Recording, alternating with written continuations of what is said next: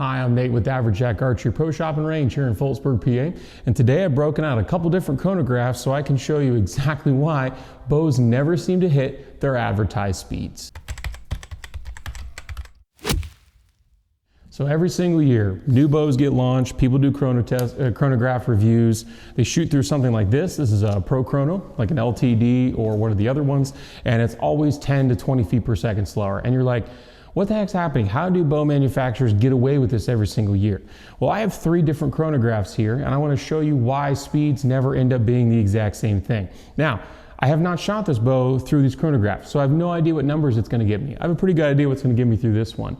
It's pretty common that in a consumer level chronograph, like the gray one we have here with the light currently sitting over top of it, to be 10, 15, 20 feet per second slower than advertised speeds.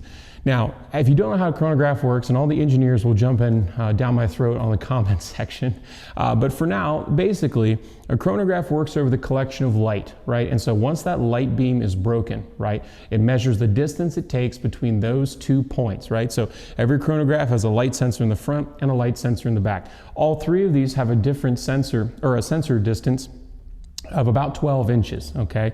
So it takes in that calibration of when that point first hits the first light sensor and then hits the second light sensor, okay? So this is an Athens Axis 31.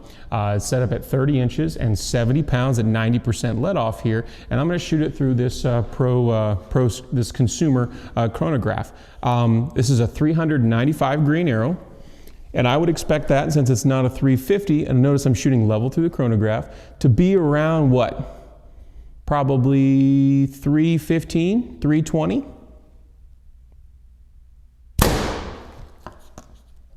300 on the button. So why is it so daggum low? Let's do it again. Based on the 350, the IBO speeds, right, which is 30 inches, 70 pounds, 350 grain arrow, right? This is basically a 400 grain arrow at 394, 395 grains.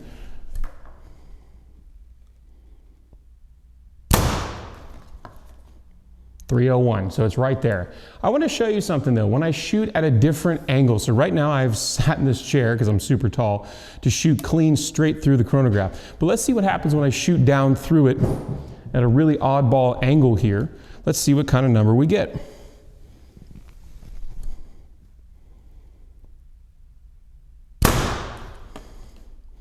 .298. That doesn't seem like a whole lot. But that's 2 feet per second, and if you think about it, it makes sense because now you've changed it into a right triangle. So let's get into a little bit of geometry here. If you're shooting straight through, you're shooting through a parallel design, right? But as soon as you change this, right, we all know right triangles, right? A squared, B squared, C squared, right? You've now actually made this distance longer.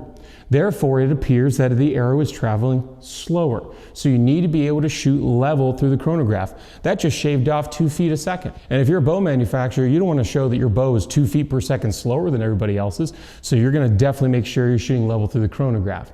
But let me take this light kit over here and let me put it over chronograph 2 and 3, the green one and the blue one. Let's see what kind of numbers we get. All right, so we move the light kit over so it's now over top of the green chronograph here. And let's see what kind of speeds we get. About the same distance here. Shoot about the same distance over top of the sensor. 316 feet a second. Well, that's a pretty big jump. Let's see if we can get consistent results here. And that would make more sense. What did I say about 310, 315? Based on the IBO speed of this bow and almost 400 grain arrow.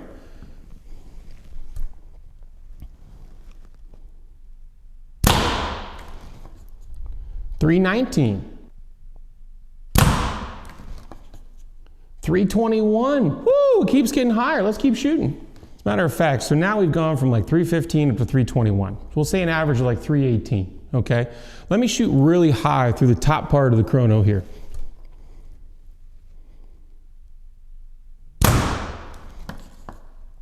Didn't even read it. It knew it came through, but it did not read it. Very interesting. So where is the sweet spot for this chrono? Let's get down real low on it. Let's shoot right over top of those sensors, as close as I can get without breaking the chronograph.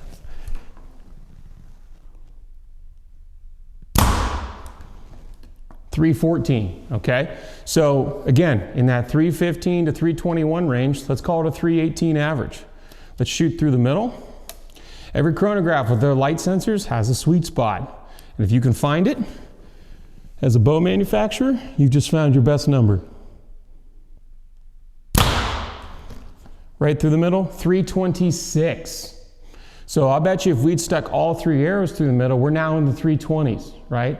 And that's how a bow gets to look fast. So let's pull out the blue chronograph. So we've gone from 300 feet a second, almost 298 if you don't shoot at the right angle, to 300 and almost 26, well, 326 feet a second. You could shoot that sweet spot, get a 320 average. So that you can really understand how you can get like 335, 338, 340 out of a bow. Let's shoot through the middle here on this one. 310. Let's shoot real close to the bottom.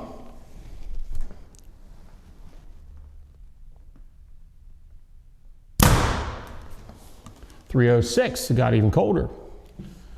Let's kind of shoot in the upper portion, see what happens. 318. So that one's a little bit more consistent, but it definitely lost a bunch going to the bottom, right?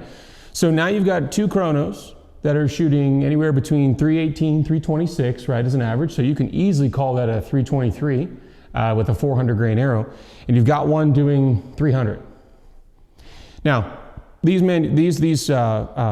chronographs here are available to the public, right? You can buy these. These aren't like super high-end, fancy, you wheel around on a cart, you know, not something you would put in like a firearms industry location. These are pro or consumer level high-end chronographs.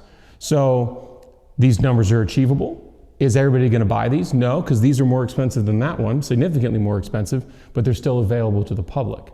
So if you as a bow manufacturer are going to start putting out numbers based on the speed of your bow, you might have 4, 5, 6, 7 chronographs. I don't know, I've never been to any of these manufacturing facilities, but how many chronographs do you actually have, and which one are you going to go with to get the best average? So here's a neat experiment I also want to show you. So these chronographs here, the blue and the green one, they actually fold close. Okay, that's how you take them for storage. Whereas the other one is a fixed. You can't actually change it. It just comes as a big brick, big log.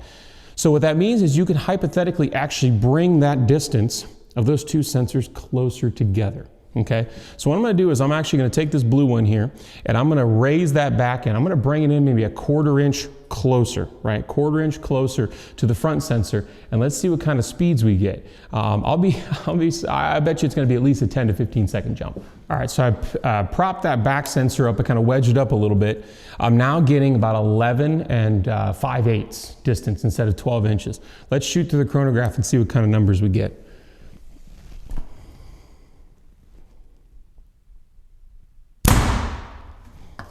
340. That is above IBO with a 400 grain arrow. Let's do it again, right through the center.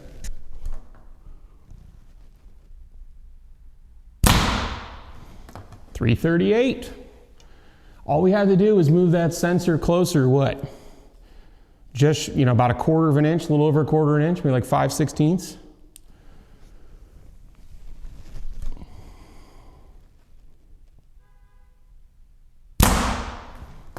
346. So whenever it comes to measuring bow speed and measuring chronographs, I just wanted to show you that this is something you can do. You could do this at home. If you purchase one of these chronographs, I'll flash up what they cost on the screen. They're available to the public. They're not some hidden secret, right? A lot of shops would own something like this. In particular, these are older style that kind of closed up. They're not like what most of us would be using, the Pro Chrono style. But you're gaining just naturally 20 feet a second faster. That's pretty hot. And then if you wedge, all you have to do is I just put a little spacer in there, whoop, brought that back in, brought those sensors closer together. And again, that means it's measuring how fast it's breaking that light even sooner because it's a shorter distance, which means it's going faster, but it's not. Now, do I think bow manufacturers are backing up their back end? I don't think so. But are they gonna buy multiple chronographs and find the hottest one? I believe that to be true. Not of everybody, right? And maybe it's true that they're using 4, 5, 6 different chronographs and then they take an overall average. Now that would make the most sense, but then there's no way I'm going to bring in this consumer level chronograph or a Caldwell or something else that's in that $200 price point. There's no way I'm going to bring that in as part of my speed numbers, because everybody that we've seen, whether you've watched my channel, you watch MFJJ out in Spokane Valley, or Mike's Archery out in Ironton, Ohio, we're doing these speed tests and we're showing you numbers, but at the end of the day, these chronographs just in general are going to be colder. They're not going to run as fast in feet per second as other types of chronographs. And then of course there's stuff that's thousands of dollars. They push around, they're big laser things. Some companies do use those as well. So there's a reason why we at the consumer level, the shop level, are never going to see those kind of numbers. It actually makes more sense when we get those kind of numbers to be 10 to 20 feet a second colder, that they're never going to hit those speeds. If you have the ability to have multiple different chronographs and take an average, or just take the hot one in general, you can have pretty much as high as a speed number as you're willing to get. So that's all for this video. I hope it was informative for you on how speeds of bows work in different chronographs, and even how two chronographs that are the same can still show different numbers. If it was informative for you and you feel like you have something else to chime in, please do comment down below your experiences of shooting with a chronograph or bow speeds in general. Maybe your local shop has something, a setup like this. I would love to hear from you down in the comments. You can always hit us up on Facebook and Instagram at Average Jack Archery. You can send me an email, averagejackarchery@gmail.com. Or if you want to come and shoot through our regular gray chronograph here, you can always come visit us at 21 North Front Street in Phillipsburg, PA. Hope you're able to get outside, enjoy the sport of archery hunting if you so choose. Definitely enjoy God's beautiful creation. Be less picky about speed numbers and bow reviews. And we'll get to see you next time.